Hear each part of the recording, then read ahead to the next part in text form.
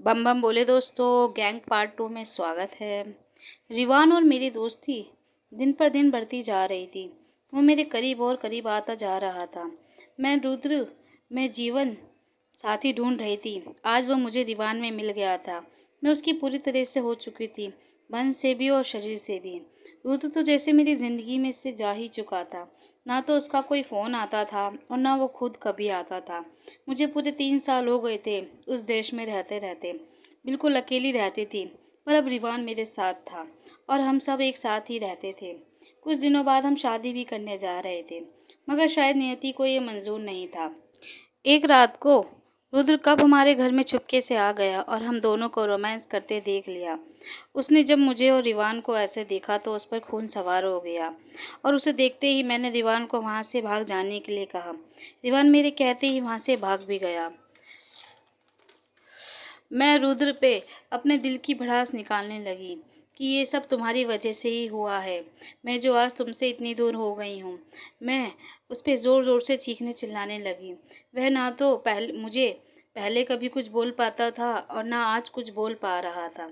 उसने मुझे चुप करवाने के लिए मुझे ज़ोर से थप्पड़ मारा और मैं वहीं फर्श पर गिर कर बेहोश हो गई। जब होश आया तो वह मुझे किसी कार में बैठा कर कहीं दूर ले जा रहा था। मैंने कहा उससे कि तुम मुझे कहाँ ले जा रहे हो? मुझे तुम्हारे साथ अब नहीं रहना। मुझे रिवान के पास वापस जाना है। मैं अब उससे ही प्यार करती हूँ। पर उसने मेरी ज़रा भी नहीं सुनी और किसी गांव में मुझे लेकर आ गया। उसकी एक गैंग का आदमी भी हमारे साथ था। मैं उसका बर्ताव जानती थी। वह जब जब मेरी ज़िंदगी में वापस आया था तब तब उसका मुझ पे ज़्यादा हक होता था। मैं जहाँ रह रही थी ना तो वहाँ कोई फ़ोन था और ना ही कुछ खत भेजने का साधन था। रुद्र रोज़ बाहर जाता और एक मज़दूर की तरह नौकरी करता। फिर शाम को घर वापस आकर मेरे हाथों में चंद पैसे थमा देता था। वह मुझे कुछ बोलता तो नहीं था, पर वह मुझे शायद अपनी ज़िंदगी में वापस पाना चाहता था। मगर मैं अब पूरी तरीके से रिवान की हो चुकी थी। रुद्र तो बस आज का मेरी ज़िंदगी का हिस्सा था, मगर रिवान आने वाली ज़िंदगी का बन गया था। मैं बस अब रिवान के पास वापस जाना चाहती थी। इसलिए मैंने एक दिन रात को रुद्र के दोस्त की जेब में से फ़ोन छिपके से निकाल लिया था और रिवान को फ़ोन करके उसे अपनी गाड़ी का नंबर बता दिया। उसे इस फ़ोन की लोकेशन भी मिल गई थी। रिवान ने मुझे कुछ दिन रुद्र के साथ प्यार का नाटक करने के लिए कह दिया था। वह मुझे जल्दी लेने के लिए वापस आएगा। मैं बहुत खुश थी कि अब शायद मैंने अपने लिए एक सही लड़का चुना था, जो मुझे प्यार भी करता था और मेरी परवाह भी करता था। रिवान ने जैसे जैसे मुझे बोला, मैंने बिल्कुल वैसा वैसा भी किया। रुद्र के साथ बिल्कुल पहले जैसा प्यार करने लगी थी। वह मुझे वापस पाकर बहुत खुश था। मैं रोज़ उसके लिए खाना बनाती और वह रोज़ सवेरे मेरे लिए काम पर जाता था और शाम को कुछ ना कुछ मेरे लिए ज़रूर लाता था। मैंने जैसे सपना पहले उसके साथ देखा था, अब वह पूरा हो रहा था। मगर क्या फ़ायदा था? तो आज शायद ये नाटक ही। मैं उसके साथ पूरी तरह बीवी जैसे दिखावा करने लगी थी। सोचा था सोचा नहीं था कि एक गुंडे के साथ मैं भी गुंडी बन जाऊंगी। हम दोनों रात को बिल्कुल पति पत्नी जैसे काम भी किया करते थे, मगर मैं अब भी रिवान से प्यार करती थी। फिर अचानक से रुद्र का दोस्त एक दिन मेरे पास भागते भागते आया और कहने लगा, रुद्र को कुछ गुंडे की गैंग मार रही है और अभी हमारे साथी भी हमारे साथ नहीं है। आप अगर जाओगी तो शायद वो उसे छोड़ देंगे।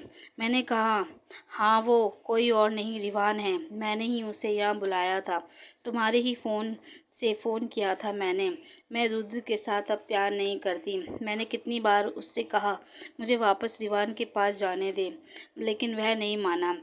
वह कहने लगा, वो ही नहीं, वो रिवान है आपके साथ था जो आपको नहीं पता अभी तक।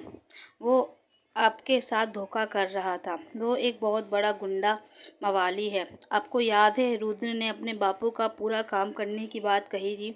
उसके पूरे परिवार को इसी रिवान ने मारा था।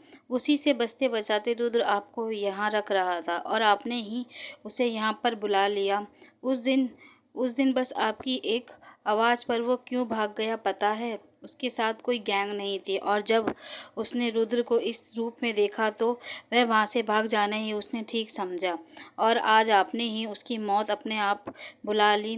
वो आपसे बहुत प्यार करता है और आपने ये क्या कर दिया। मैंने जैसे ही उसकी बात सुनी तो उसकी जान बचाने के लिए भागी। वहाँ जाकर देखा तो रिवान अपनी गैंग के साथ रुद्र की तरफ बढ़ रहा था। मैं रुद्र की तरफ भागी तो रिवान ने मेरा हाथ पकड़ के बोला, क्यों सच्चाई पता चली तो प्यार खत्म हो गया।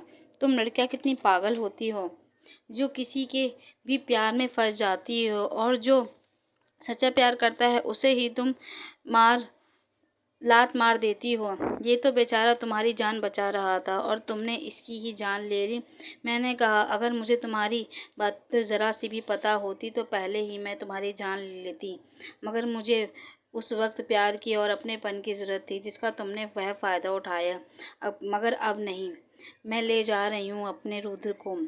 जो हो सके वो कर लेना, और अगर एक बाप की औलाद हो तो इसके साथ अकेले में लड़ना, यूँ गैंग के साथ नहीं। मेरी बात उसे चुभ गई और उसने तुरंत रुद्र को लड़ाई के लिए उकसाया, मगर अकेला कोई नहीं।